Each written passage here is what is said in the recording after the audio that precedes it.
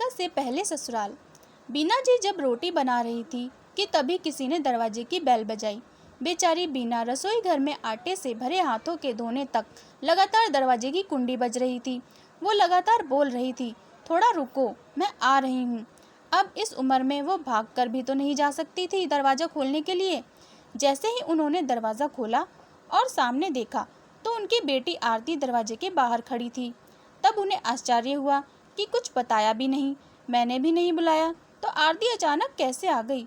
अपनी बेटी को देखकर बीना बोली, आने से पहले बताना तो चाहिए था।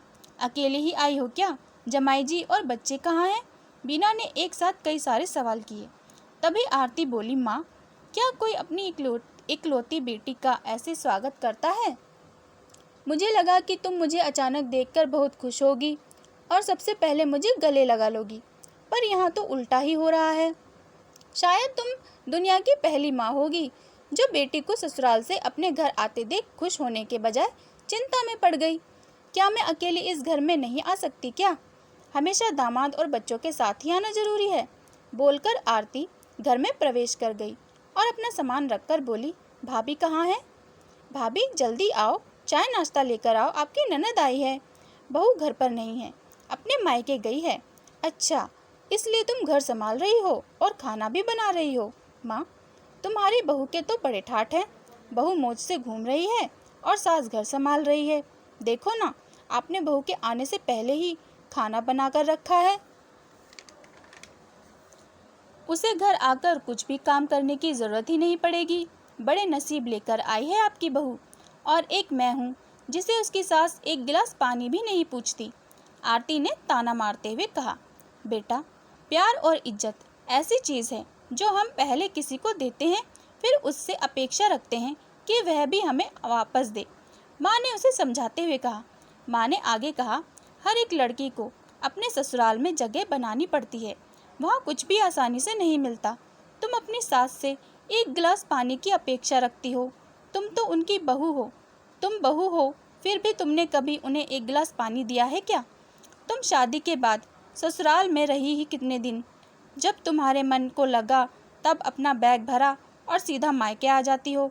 मायका और ससुराल एक ही शहर में है, तो इसका मतलब ऐसा नहीं होता कि तुम जब चाहो मायके आ जाओ और चाहो उतने दिन रहकर वापस ससुराल चली जाओ। मायके में भी बेटी को मान सम्मान तभी मिलता है जब बेटी ससुराल का मान सम्मान रखकर मायके में कुछ ही दिनों के लिए आती है, तभी उसे मान सम्मान मिलता है। ऐसे हर रोज बिन बुलाए, कोई कारण न होते हुए भी कोई बेटी मायके आती होगी तो उसको साधारण पूछताछ भी कोई नहीं करता। और तुम मेरी बहू को बोलती हो ना, तुम तो मेरी बहू की बराबरी ही मत करो। वो कभी भी बुलाए बिना अपने मायके नहीं जाती, और गए भी तो वहाँ की कोई भी बात में वो कुछ नहीं बोलती। वो जब घर में रहती है तब वो मुझे घर के कोई काम नहीं करने देती। अभी मैं अपनी मर्जी से घर के काम कर रही हूँ, वो मुझे काम करने को नहीं कह गई। अपनी बेटी को माँ के सिवाय कौन समझ सकता है? मुझे तुम्हारा स्वभाव अच्छी तरह पता है।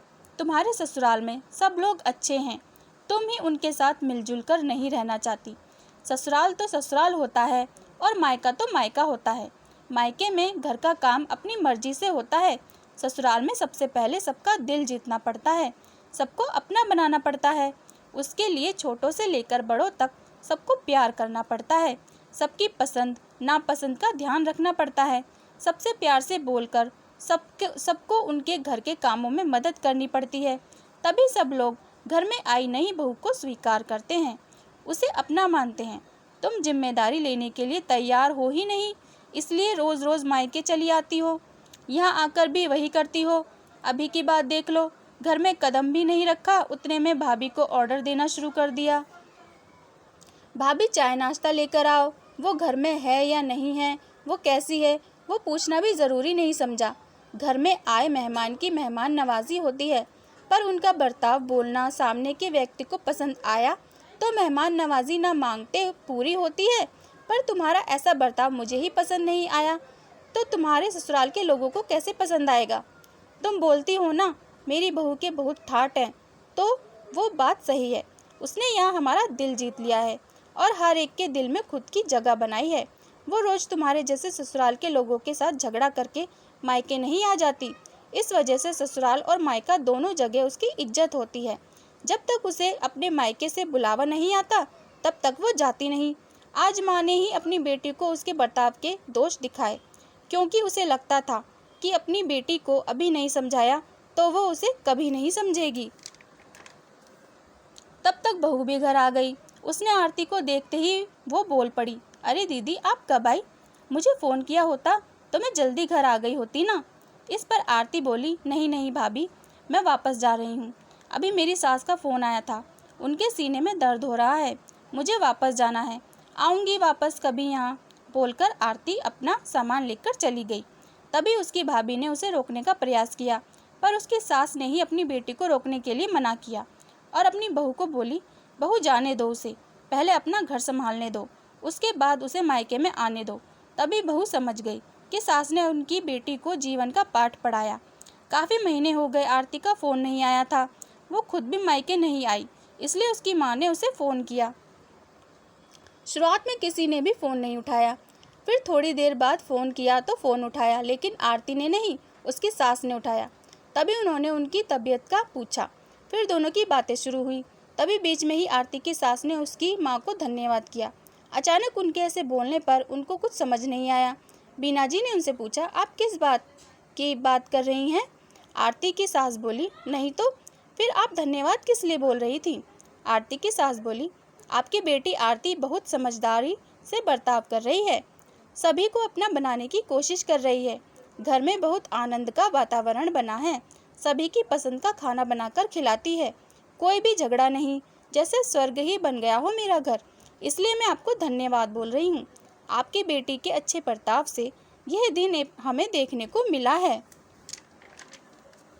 पहले हमें उसकी तरफ से कोई भी अपेक्षा नहीं थी, पर आपने उसे समझाकर भेजा और उसके स्वभाव में बदलाव आया। आज उसी आरती को मायके जाना तो दूर की बात है, फ़ोन पर बोलने के लिए भी उसके पास वक्त नहीं है। वो अपनी गृहस्थी में व्यस्त हो गई है। दोस्तों, सभी माँओं ने अगर अपनी बेटियों को ऐसा समझाया और उनको समझ आ गया तो किसी भी घर में झगड़ा होगा ही नहीं और कोई भी घर टूटेगा नहीं। धन्यवाद।